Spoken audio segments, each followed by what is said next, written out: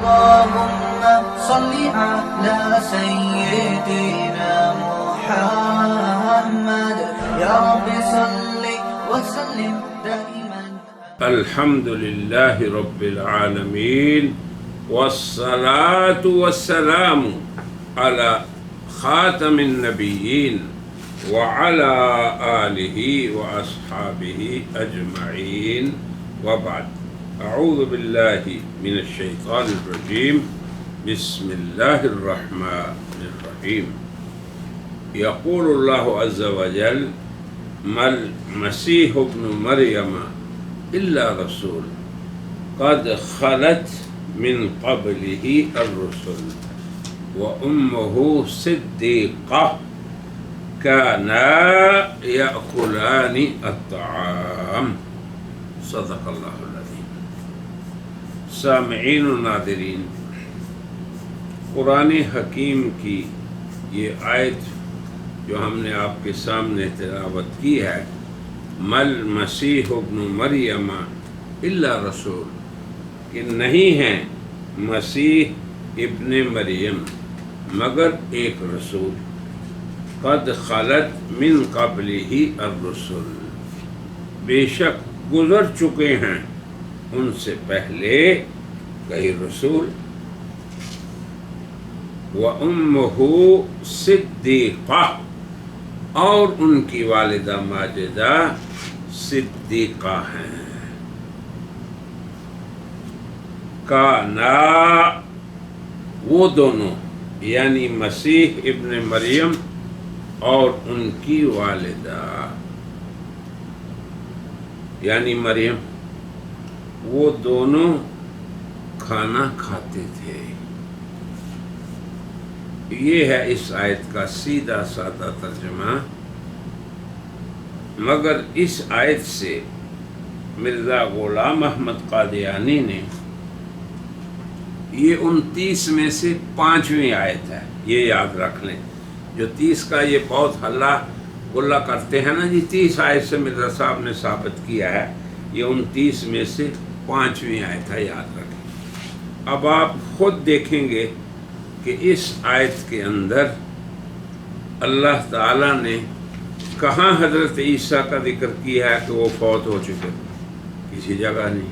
کوئی لفظ بھی نہیں آیا جو یہ دلالت کرے کہ مسیح علیہ السلام فوت ہو گئے. اب مرزا صاحب کا ہی ترجمہ سن لیں. وہ کہتے ہیں مسیح صرف ایک رسول ہے. اب آپ دیکھیں قرآن میں ہے قد خلت من قبلہ الرسل، گزر چکے. خلت قرآن نے کہا، ماتت نہیں کہا. مگر مرزا صاحب کیا ترجمہ کرتے ہیں؟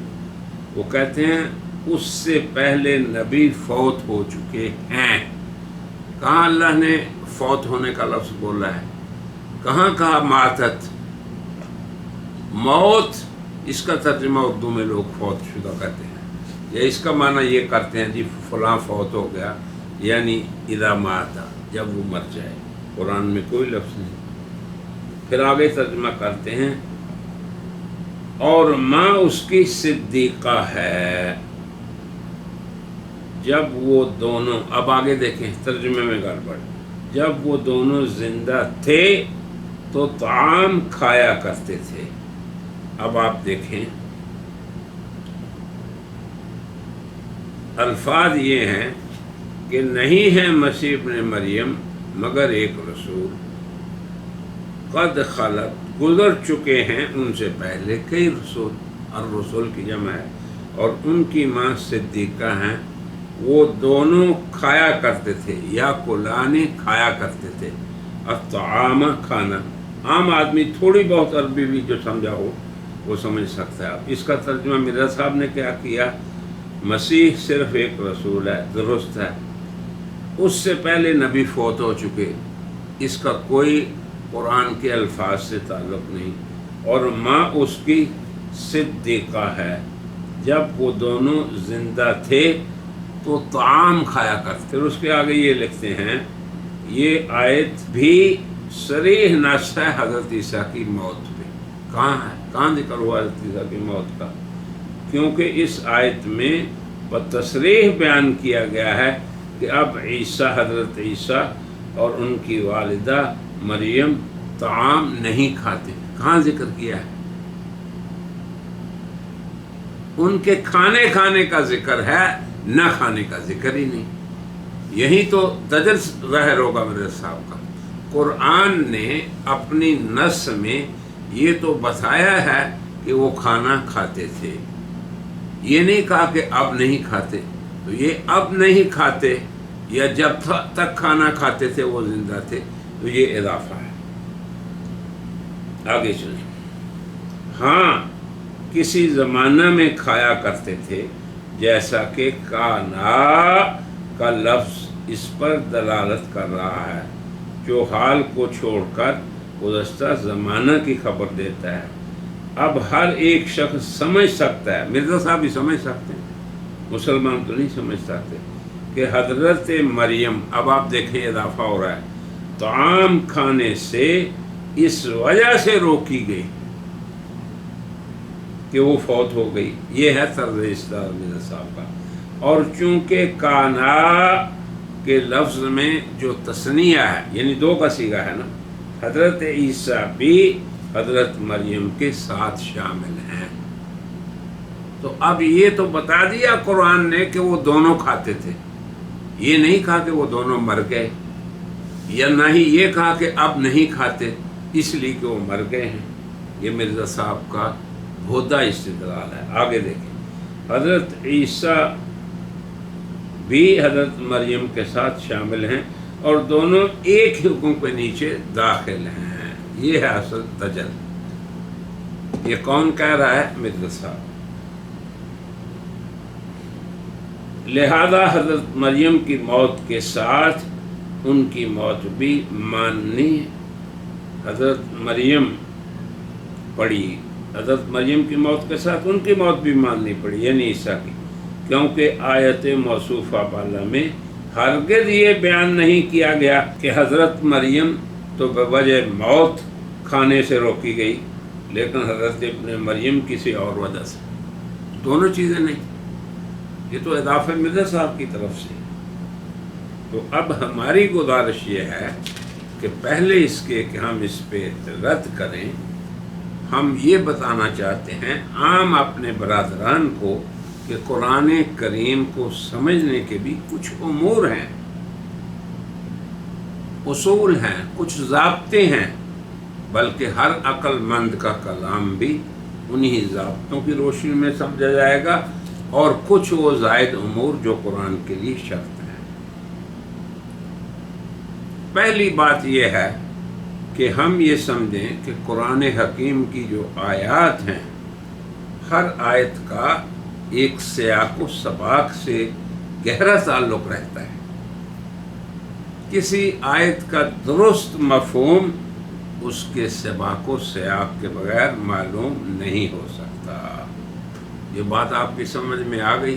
اگر بیچ میں سے بات کو پکڑ لیں اور پہلے کا کچھ دیکھیں نا، یہ قادیانی حضرات تو کئی دفعہ یہی کہتے ہیں جی آپ 2 صفحے پہلے پڑھیں، 2 صفحے بعد میں پڑھیں، پھر بیچ میں سے پڑھیں.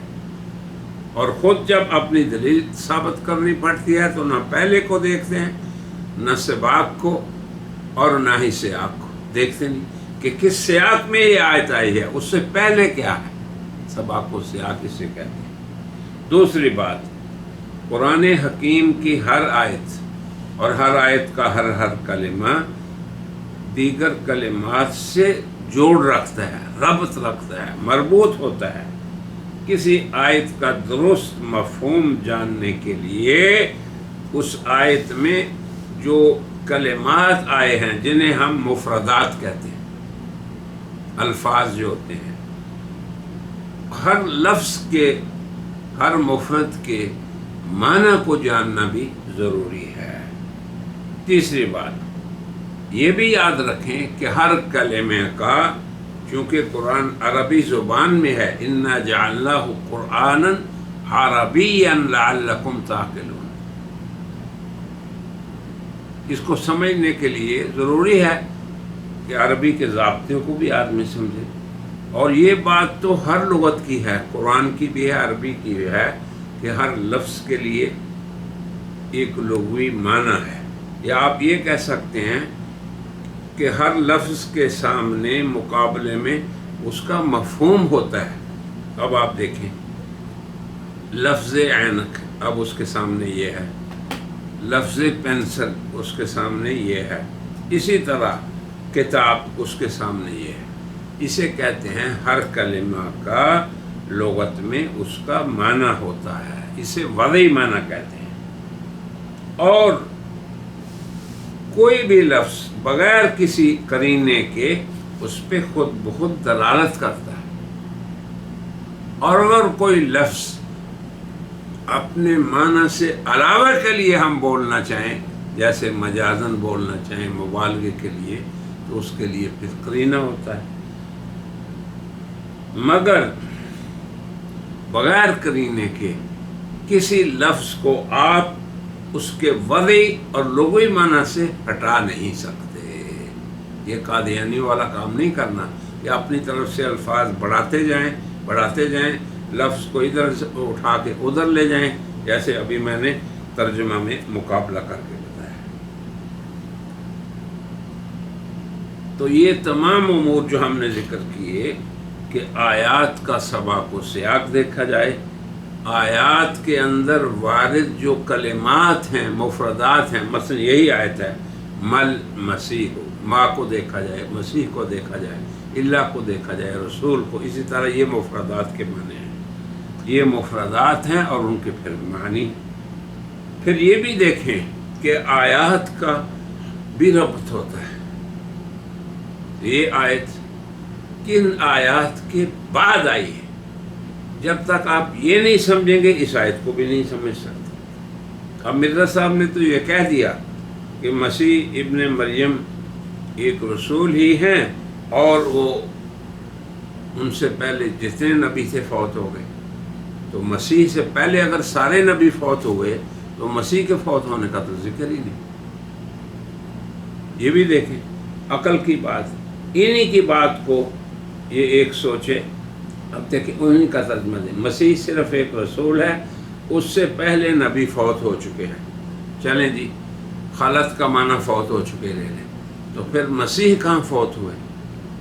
ان کی وفات کا کوئی ذکر نہیں۔ تو کیسے یہ کہتے ہیں مرزا صاحب کہ یہ آیت نص صریح ہے حضرت عیسیٰ کی وفات میں؟ یہ دعویٰ بلا دلیل ہے۔ اس لیے ہم یہ کہتے ہیں کہ اس آیت کے بارے میں مرزا صاحب کی یہ گفتگو اور یہ ترجمہ قابل رد ہے، بلکہ واجب رد ہے۔ ضروری ہے کہ اس کو ہم قبول نہ کریں۔ اب ان کا استدلال اس میں یہ ہے کہ چونکہ کانا یا کلانی اطعامان، یہ آیا ہے اس میں کہ وہ دونوں کھاتے تھے کھانا، بس یہ ہے۔ مگر مرزا صاحب نے کیا کہ اس میں بھی گڑبڑ دیکھیں، مرزا صاحب نے یہ کہا کہ جب وہ دونوں زندہ تھے تو طعام کھایا کرتے تھے۔ اب یہ دیکھیں زیادتی ہے کہ نہیں، صریح غلطی۔ تو ہمارا علمی نقاش اس لیے یہ ہے کہ ہم مرزا صاحب کی مفردات کی غلطیاں بھی آپ کو بتائیں، پھر ان کا یہ ترجمہ سباق و سیاق سے بھی ہٹ کر ہے اور قرآن کی نص سے بھی کوئی جوڑ نہیں اس کا۔ مرزا صاحب کہتے ہیں کانا یا کلان الطعام، جب وہ دونوں زندہ تھے تو طعام کھایا کرتے تھے۔ یہ جب کس کا معنی ہے؟ اور دونوں زندہ تھے، یہ کس کا معنی ہے؟ قرآن کہہ رہا ہے کانا، وہ دونوں تھے، کیا تھے؟ یا کلان، کھاتے تھے، بس یہ ہے۔ اب آپ یہ دیکھیں کہ اس کے ترجمے اور اس کے ساتھ جو مرزا صاحب نے اضافہ کیا ہے اور جو دعویٰ کیا ہے کہ اس میں صراحت سے عیسیٰ کی موت کا ذکر ہے، کہیں آپ نے دیکھا؟ ہرگز نہیں۔ اب ہم یہ کہتے ہیں کہ یہ آیت کن آیات کے بعد آ رہی ہے، اس کو سمجھے آپ، تاکہ آپ کو یہ ترجمہ جو مسلمانوں کا ہے وہ درست، اور جو مرزا صاحب کا ہے بالکل قابل رد اور غلط اور بالکل حق سے دور اور غلطیوں سے بھرپور نظر آئے۔ قرآن کریم میں اس آیت سے پہلے کیا ذکر ہو رہا ہے؟ اللہ فرما رہے ہیں لَقَدْ كَفَرَ الَّذِينَ قَالُوا إِنَّ اللَّهَ ثَالِثُ ثَلَاثَةٍ۔ کیا معنی اس کا؟ کہ اللہ یہ بیان کر رہے ہیں کہ وہ لوگ جنہوں نے یہ کہا کہ اللہ تین میں سے تیسرا ہے، اہل تثلیث کا رد کر رہے ہیں۔ آگے فرمایا وَمَا مِنْ إِلَٰهٍ إِلَّا إِلَٰهٌ وَاحِدٌ، معبود تو ایک ہی ہے۔ تو تثلیث کا رد اور اللہ کی توحید کا بیان ہو رہا ہے۔ اور آگے فرمایا وَإِن لَّمْ يَنْتَهُوا عَمَّا يَقُولُونَ، اگر وہ لوگ اس سے باز نہ آئے جو وہ یہ کہتے ہیں لَيَمَسَّنَّ الَّذِينَ كَفَرُوا مِنْهُمْ عَذَابٌ أَلِيمٌ، تو ان کو عذاب علیم پہنچے گا۔ پھر آگے اللہ فرما رہے ہیں، ترغیب دے رہے ہیں غلط عقیدہ سے توبہ کر لینے کی۔ افلا یتوبون الی اللہ، کیا یہ لوگ حق کو جاننے کے بعد اور بیان کے بعد افلا یتوبون اللہ کی طرف نہیں لوٹاتے؟ حق کو آدمی جب سنتا ہے، قادیانی حضرات بھی اگر اس بات کو سن لیں کہ حق کیا ہے تو ان کو اس عقیدے سے توبہ کر لینی چاہیے۔ یہاں بیان ہی نہیں حضرت مسیح کی وفات کا۔ اللہ فرما رہے ہیں اللہ کی طرف توبہ کیوں نہیں کر لیتے، وَيَسْتَغْفِرُونَهُ، اور اس سے بخشش کیوں نہیں مانگتے۔ آگے دیکھو کیا سے پیارا انداز ہے قرآن کا، وَاللَّهُ غَفُورٌ رَحِيمٌ، اور اللہ تو ہیں ہی بخشنے والے اور رحم کرنے والے۔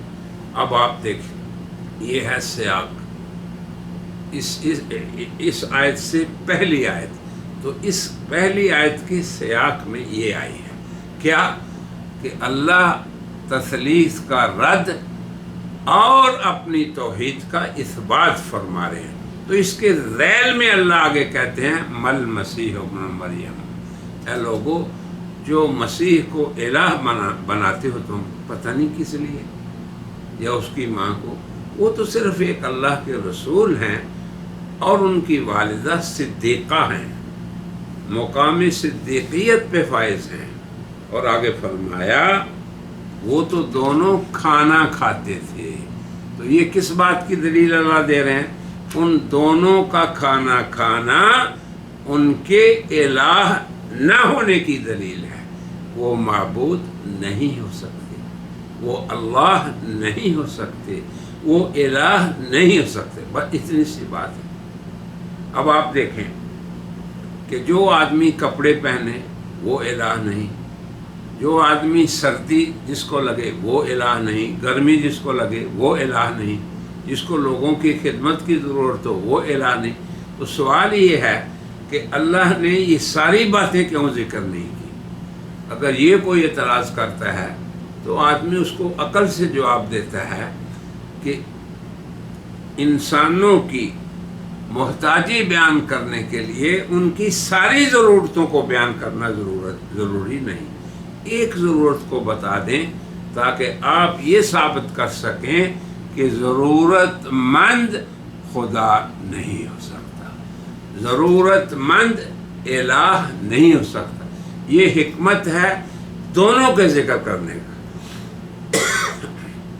یہ ہرگز غلط بات ہے کہ جب تک وہ زندہ تھے تو وہ طعام کھاتے تھے، اور چونکہ مریم موت کی وجہ سے کھانے سے رک گئی تو عیسیٰ بھی اس وجہ سے رک گیا۔ اس کا کیا تعلق ہے قرآن سے؟ آپ خود سوچیں، عقل سے سوچیں کہ اللہ اپنی توحید اور عقیدہ تثلیث دونوں کا ذکر کر رہا ہے کہ تثلیث باطل ہے۔ لقد کفر الذین قالوا، انہوں نے کفر کیا جنہوں نے یہ کہا۔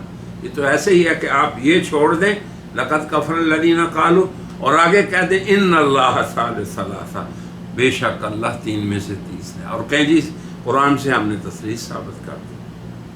تو ایسا مرزا صاحب کا قول تو اس طرح کا ہے کہ پہلے کو چھوڑ دو اور اس کو پکڑ لو تو قرآن سے ہی تثلیث ثابت ہو۔ وہ اللہ کے بندو ظلم سے بعد آ جائے۔ میں خصوصاً مربی حضرات سے مخاطب ہوں اور عام قادیانیوں سے، آسان سا اسلوب بیان ہے قرآن کا۔ پہلی آیت کیا کہہ رہی ہے کہ تثلیث غلط ہے، اہل تثلیث اللہ کے منکر ہیں، کافر ہیں۔ اللہ تو الہ واحد ہے، اور اگر تم لوگ باز نہ آئے تو پھر کیا ہوگا؟ تمہیں عذاب علیم ہوگا۔ پھر آگے رغبت دی کہ شاید لوگ دلائل سن کے توبہ کر لیں اور پھر وہ اللہ کو بخشنے والا پائیں گے۔ کتنی صاف سی سادہ سی بات ہے۔ آگے یہ آیت ہے مل مسیح ابن مریم الا رسول۔ چونکہ نصارہ میں کچھ لوگ ایسے تھے جو حضرت عیسیٰ کو بھی الہ مانتے، ان کی والدہ کو بھی الہ مانتے، تو ان دونوں کی محتاجی کے ذکر کرنے کا مقصد یہ ہے کہ وہ دونوں الہ نہیں ہیں، یہ قرآن کا مقصود ہے۔ اس کے علاوہ کچھ اس آیت میں بیان نہیں کیا گیا۔ اب مرزا صاحب کے اضافے آپ سن لیں، کتنے انہوں نے اضافے کیے اور پھر کیا کیا اس سے استدلال کیا۔ تو اس لیے ہماری گزارش یہ ہے کہ قرآن کے فہم کا جو اسلوب ہے اہل اسلام کے ہاں، امت مسلمہ کے ہاں، جو عقل مندوں کا شیوا ہے، اسے اختیار کریں۔ ہمارے مربی حضرات جو اس امت کو چلا رہے ہیں مرزا صاحب کو اور وہ حضرات جو حضرت عیسیٰ کو اس آیت سے فوت شدہ ثابت کرتے ہیں، وہ حضرات بھی، تو آسان ہے مسئلہ۔ کوئی نہ علم نحو کی ضرورت ہے، نہ علم صرف کی ضرورت ہے، نہ علم اصول کی ضرورت ہے۔ ضرورت ہوتی ہے بعض آیات میں، لیکن یہاں نہیں۔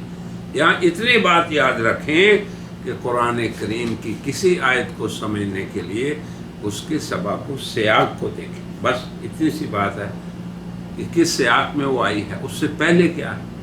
تو پہلے تثلیث کا ابطال، توحید کا اس بات، اس کے رد کے لیے کہ جو لوگ مانتے تھے انہیں، وہ ان کے معجزات یا کرامات کی وجہ سے مانتے تھے۔ صحیح ہے کہ حضرت جب وفد آیا تھا عیسائیوں کا تو انہوں نے کہا یا رسول اللہ آپ خود فرماتے ہیں کہ عیسیٰ بغیر باپ کے پیدا ہوئے اور پھر ان کے یہ معجزات تھے، تو وہ کیوں اللہ کے بیٹے نہ ہوئے؟ تو پھر یہ آیات حضور نے ان کے سامنے پڑھ کے سنائیں، اور وہ عقل مند لوگ حق کو قبول کرنے والے تھے، توبہ کرنے والے تھے، استغفار کرنے والے تھے۔ تو میری دعوت ہے قادیانی حضرات کو بھی کہ وہ بھی اس آیت کے بارے میں ہمارے اس بیان کو سننے کے بعد توبہ بھی کریں۔ افلا یتوبون، کیوں نہیں توبہ کرتے؟ ویستغفرونہ، اور اس سے کیوں نہیں بخشش مانگتے جو انہوں نے پہلے اس سے کیا۔ واللہ غفور رحیم، اور اللہ بخشنے والا اور رحم کرنے والا ہے۔ اب اس کے بعد اللہ یہ فرما رہے ہیں کہ نہیں ہے مسیح ابن مریم مگر ایک رسول۔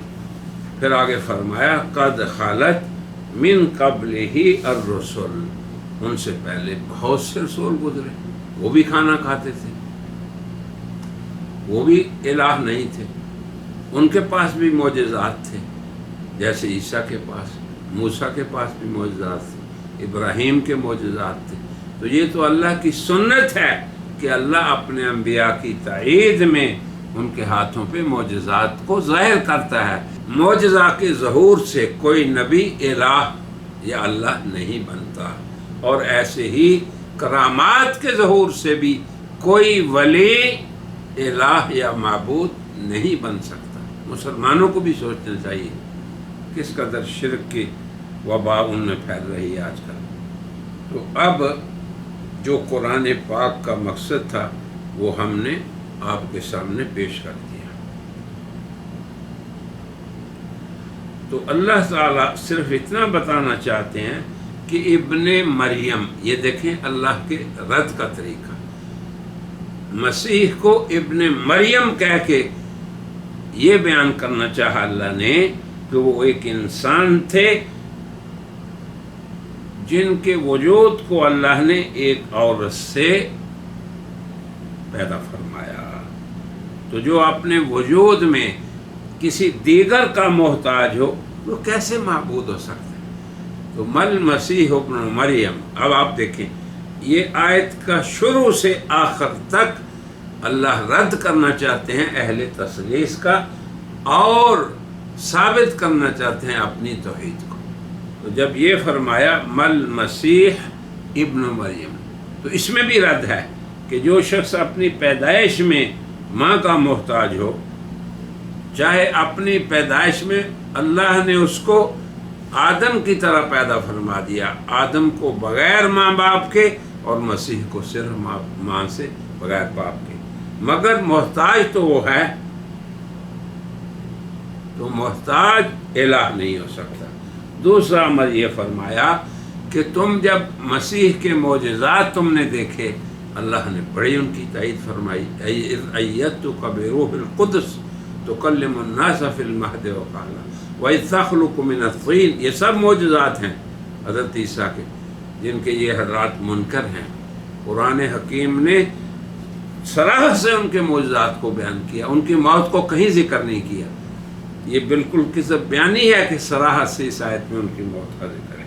تو معجزات کو تم جب دیکھتے ہو یا کرامات دیکھتے ہو مریم کی، تو یہ ان کی صدیقیت کی نشانی ہے اور یہ ان کی نبوت کی نشانی ہے۔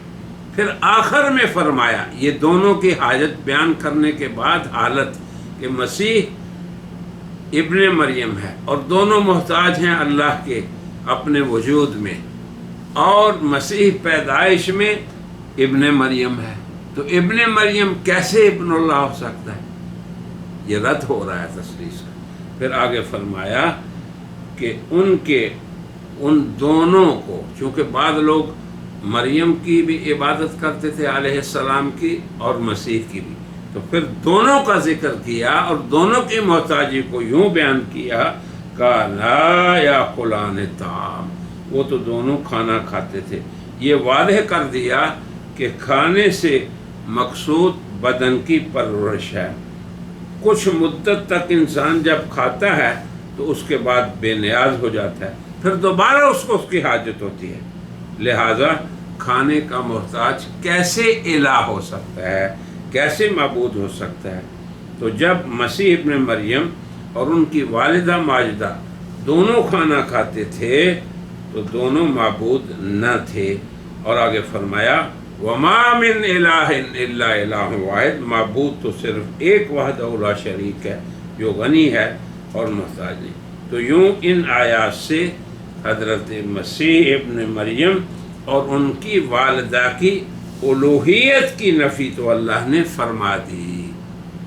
توجہ سے اس بات کو سمجھے جو آخر میں بتا رہا ہوں۔